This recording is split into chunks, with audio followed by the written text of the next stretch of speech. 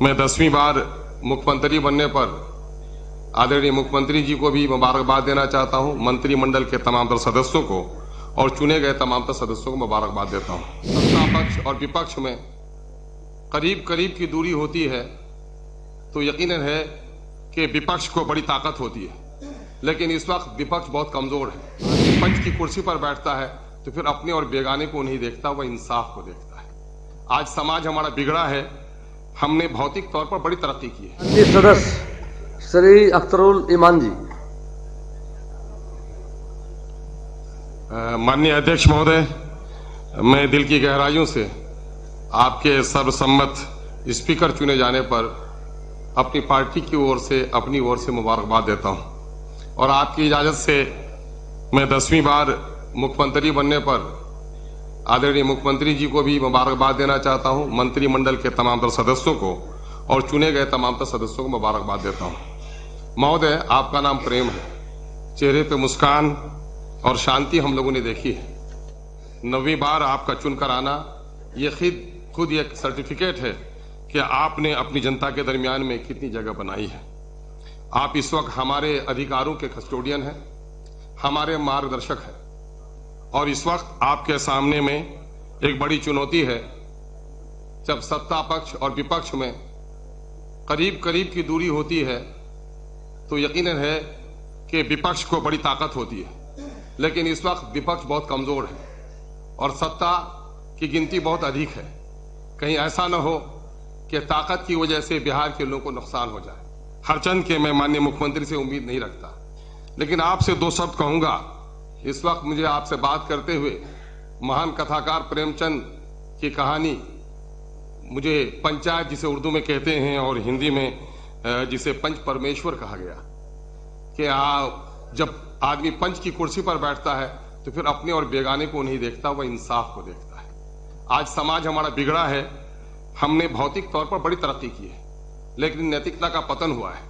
नैतिकता के पतन की असल वजह यह नहीं है कि लोग पक्षधर हो गए हैं बुराइयों के, बल्कि सबसे बड़ी खराबी हो गई है कि लोग निष्पक्ष हो गए हैं। जिस निष्पक्षता को लोग अच्छा काम समझते हैं वो अच्छा नहीं है। समाज में 3 तरह के लोग होते हैं, पक्षधर होते हैं, निष्पक्ष होते हैं। निष्पक्ष बड़े कायर होते हैं। समाज तभी सुधरेगा जब आदमी सत्य का पक्षधर हो जाए, और हम आपसे आशा करते हैं कि आप सत्य के पक्षधर होंगे। आपको पूरा 13 करोड़ का बिहार देख रहा है कि बिहार को एक नई दिशा और दशा देने में आपका बड़ा रोल होगा। हम उम्मीद करते हैं शक्ति भी, सुख भी, शांति भी भक्तों के गीत में है, इस देश के वासियों की मुक्ति प्रीत में है। बहुत बहुत धन्यवाद।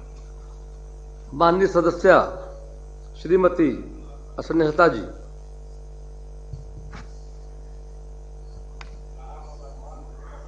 माननीय अध्यक्ष जी, पूरे एनडीए की तरफ से, खासकर राष्ट्रीय लोक मोर्चा की तरफ से आपको बहुत बहुत धन्यवाद। आशा करते हैं कि आप का सहयोग और आशीर्वाद हम लोगों को मिलते रहे। पक्ष और विपक्ष के प्रति आपका एक ही रूप हो, सभी का सहयोग आपके प्रति बना रहे, यही आशा करते हैं। बहुत बहुत धन्यवाद। माननीय सदस्य श्री अरुण सिंह जी। माननीय अध्यक्ष महोदय, आपके सर्वसम्मति अध्यक्ष पद के निर्वाचन के लिए मैं अपनी पार्टी भाकपा माले की तरफ से आपको बधाई देता हूं और ये उम्मीद करता हूं कि पक्ष और विपक्ष के मर्यादा को ध्यान में रखते हुए विपक्ष के उम्मीदों को ही अपने माध्यम से तरजीह देंगे। इन्हीं बातों के साथ धन्यवाद। माननीय सदस्य श्री अजय कुमार जी।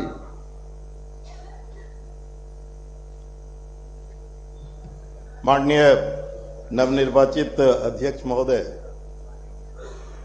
और आपको मैं सबसे पहले बधाई देता हूं, शुभकामना देता हूं।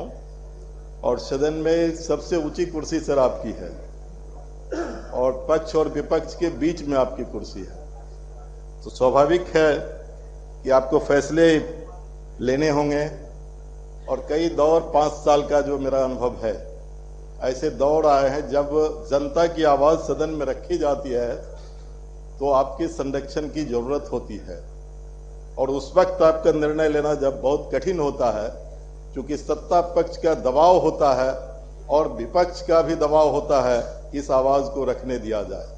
मैं उम्मीद करता हूं कि आप निश्चित तौर पर उस कठिन दौर में आप संरक्षण देंगे और जनता की आवाज सदन में ला करके, ताकि उस पर कुछ काम हो, जनता को निजात मिले, ये फैसला करेंगे। इन्हीं शब्दों के साथ आपको फिर से ही बधाई देते हुए, आपको शुभकामना देते हुए मैं अपनी बात खत्म करता हूं।